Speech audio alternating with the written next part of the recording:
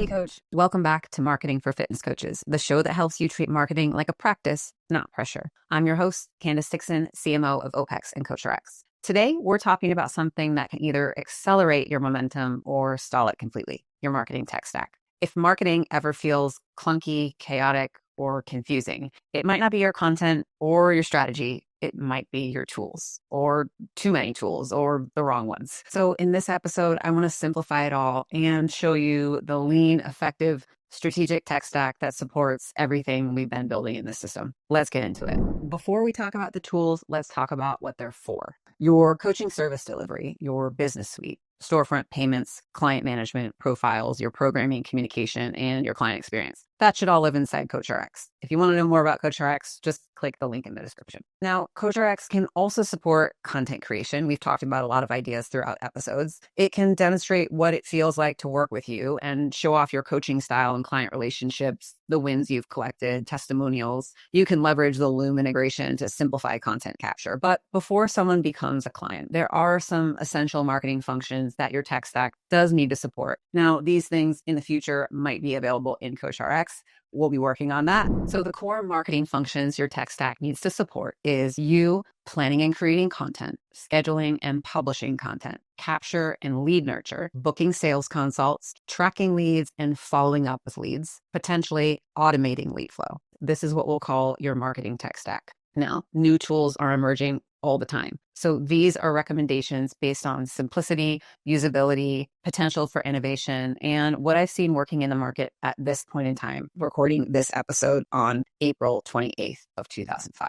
It's important that you take the time to map out your specific needs and that you do some research to assess the options and match the best tools to your workflow. All right, let's zoom back out and think about your weekly marketing rhythm. If you remember, we've been going over this 5-part marketing system in all of the previous episodes. You're capturing content as you coach, and you're dedicating one content batch creation day per week. That batch day can include content creation and content scheduling. Eventually, you might separate your batch from your distribution days. And ideally, I'd recommend building out a 15 to 30 minute micro practice each day to do things like check on your analytics and performance KPIs, assess lead flow and make sure there are no clear blockage or obstacles, review all of your scheduled content distribution and make sure that things are publishing, revisit your ideas log and your core weekly pieces of content for the current week and upcoming weeks. So let's get into the tech stack recommendations. I think the easiest way for me to do this is to list out some tools that I would recommend under each of the core categories that you're going to need to use the tech tools for.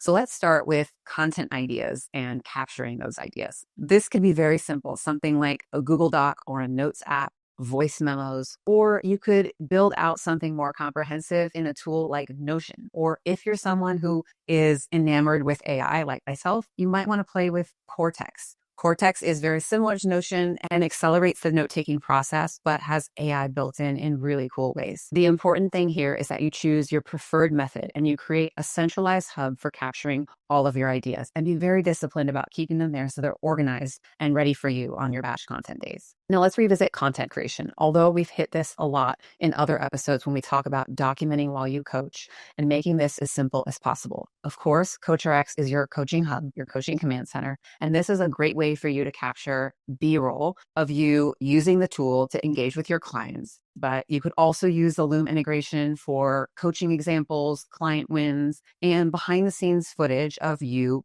doing your thing. You can also use tools like Canva for creating simple graphics or carousels or stories.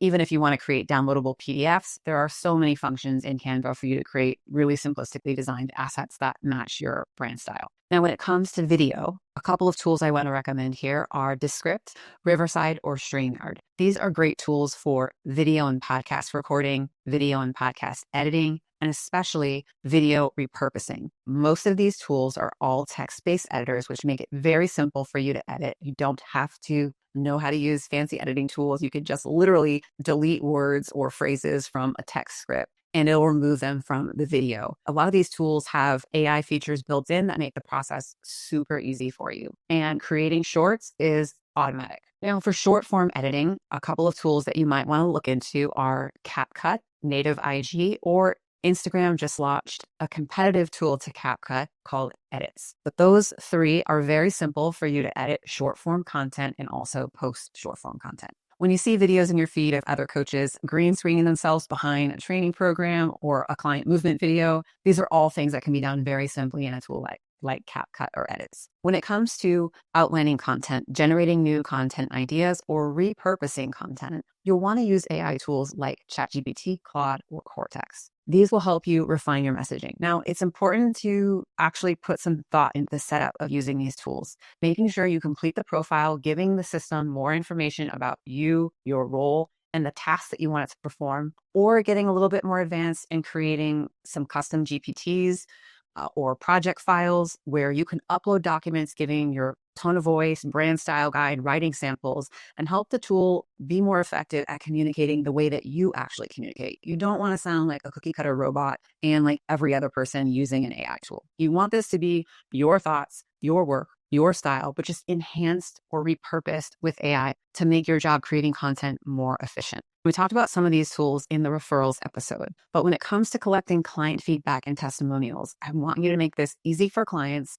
and get as much video content as you can from clients. So I mentioned easy.tools/love. This is a great way for you to collect testimonials that are video, audio, and text form. I also want you to look in some form-based tools like Tally.so, Typeform, or VideoAsk from Typeform, which do very similar things, but they make the process of you collecting video content from clients so easy. They're lightweight, they're modern, they're sleek, and testimonial collection is a breeze. Okay, so that's capturing content ideas and actually creating content. So we've covered a lot of ground. The next area that I want us to focus on is scheduling and publishing. Now, the reason this is important is because I don't want you to have to open up all of the social media platforms and natively post every day. It's a waste of your time and also such an easy way for you to get sucked into socials and get distracted from the things that you need to do. I want you to have more time to spend coaching. So use a tool like Later for social scheduling. This will allow you to batch upload a ton of media into a media library and schedule out posts a week in advance to a month in advance, however far ahead that you can get. Now, with most of these tools, you can set up auto publishing, or you can set a push notification so that you can publish manually. I'd recommend auto publishing, but if you're someone who's a bit of a control freak, I get it, and you want to publish yourself, at least have things planned and scheduled. And I promise you, it will cut down your posting time to 5 minutes a day, which is way more efficient than if you were scheduling and publishing things manually without a plan. Now, we mentioned these tools when it came to video editing and video repurposing, but Riverside, StreamYard, and Descript, although they're creation tools, they're also direct publishing tools and allow you to distribute your content to video and podcast platforms that they're connected to. The next area of your tech stack is your lead capture and your email marketing. I just want to focus on a few because there are a lot of tools, and I encourage you to explore tools and really pick the ones that meet your needs so that you don't have to be tool hopping and you can stay in these for the long term. The one I see most coaches having success with is ConvertKit, or Kit as they've rebranded to recently. I also see coaches having success or enjoying Klaviyo, especially if they have other e-commerce products, and Flowdesk if they really care about the aesthetic